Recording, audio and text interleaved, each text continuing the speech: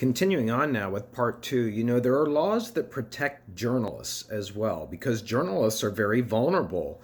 If they are forced, for example, to give up their sources, then they are very, very vulnerable because the source may commit murder in really, really extreme cases to prevent the journalist from talking.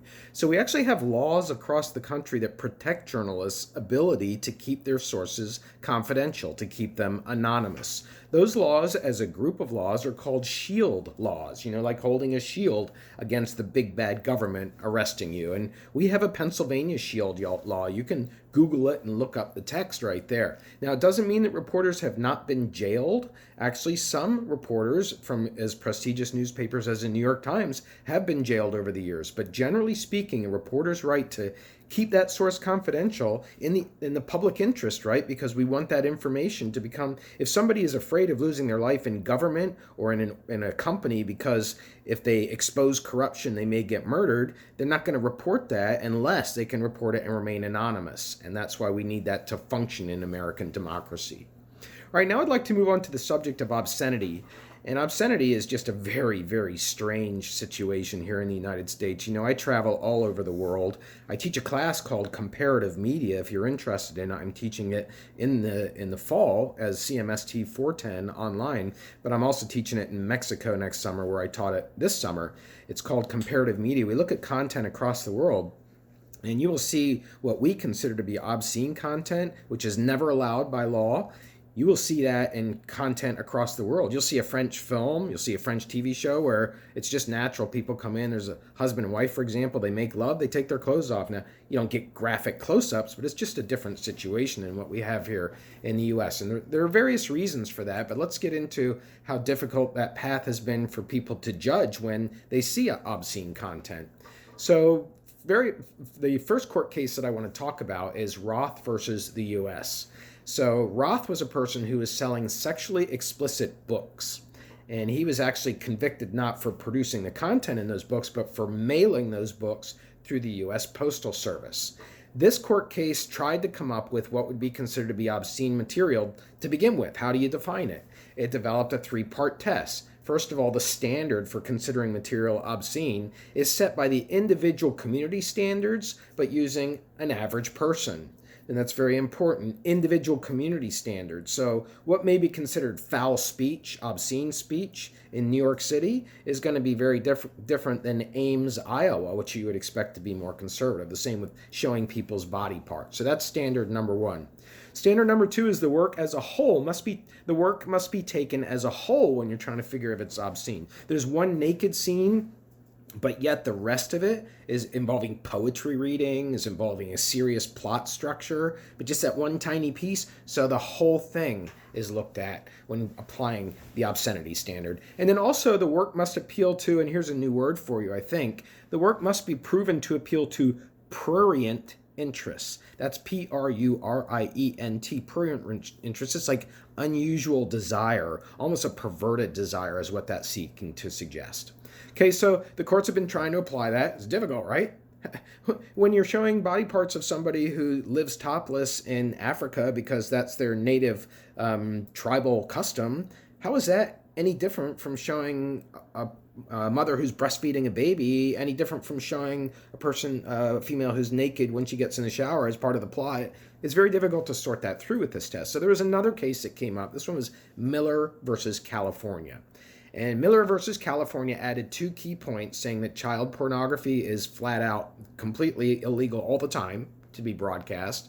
And also it said that if you want to look at whether the material is broadcast, that if the material that's broadcast is obscene, you have to also ask whether the material has serious literary, artistic, political, or scientific value. Because if it has any of those, it's not obscene if that can be rendered. If it's just pure gratification like flat out pornography, that's different. If it's a documentary studying human sexuality, it's going to be hard to prove that that's obscene.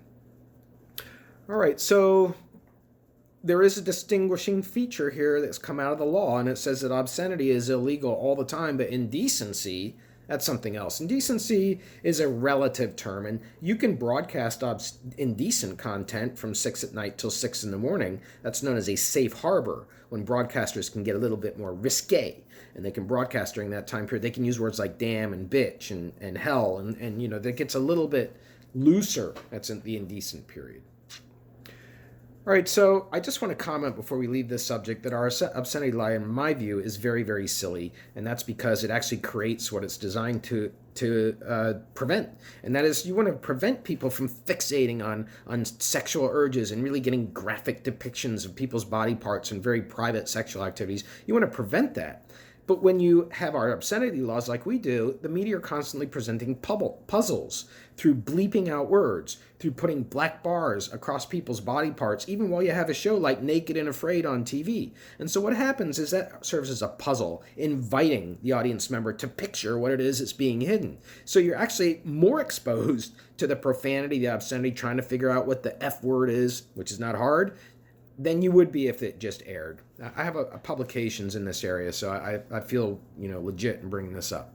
All right, now let's turn to regulation of the media industry in general. And we can say that print media have been largely unregulated throughout history. Not completely. We know that newspapers had to be licensed. That's a form of regulation controlled by the government. That's what we're talking about here. But generally speaking, broadcasters have been much more regulated. They have to adhere to higher standards, obscenity just being one example. And that's because the broadcast spectrum that you broadcast on at 90.3 FM or channel 13 on TV, that's a limited space. That's what it's seen. So we say that, okay, because it's a limited space, it's a privilege to have a broadcaster, it's a privilege to have a TV station, therefore you have to live up to that privilege and meet some community standards.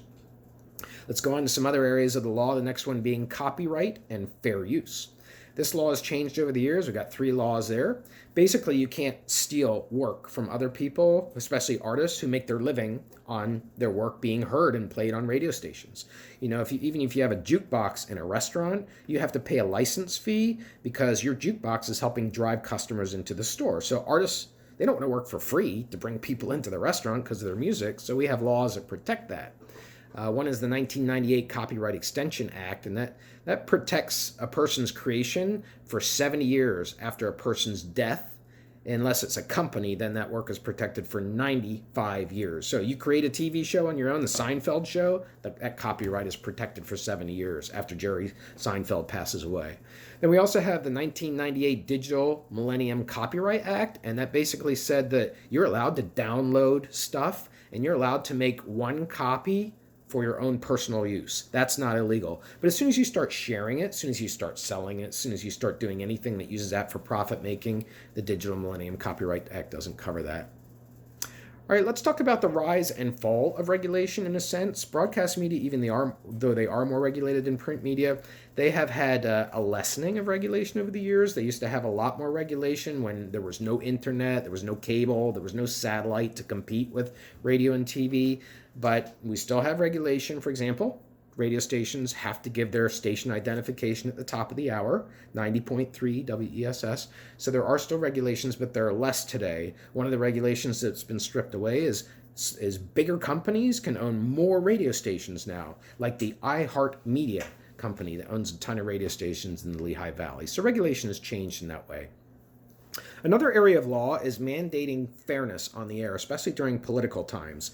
Last night, there was a debate, the first Democratic debate. So there's a law that's called the Equal Time Provision. It's an FCC law, and this provision says that if you have a candidate on your radio or TV program who's running for office, you have to extend an invitation to the opposing candidate on a similar time slot on a different day so that you're not biasing your audience towards the one candidate you had on. That's the equal time provision. And now that takes us to a final law as we round out our instructor video. This law had a big impact. It's called the Telecommunications Act of 1996, and it basically was a deregulatory act. It took away a lot of the laws for radio and TV that I alluded to earlier, like how many stations a TV company can own, how many radio or TV stations. And what it also did was it changed the way that radio is produced and TV is produced because a lot of positions were collapsed um, that would be at several different TV stations, and now they're collapsed into one position, and that one position oversees several radio stations. So that's one of the things that's been talked about as being not so great about the law. And that's going to wrap things up for our class on media law. Have a great day.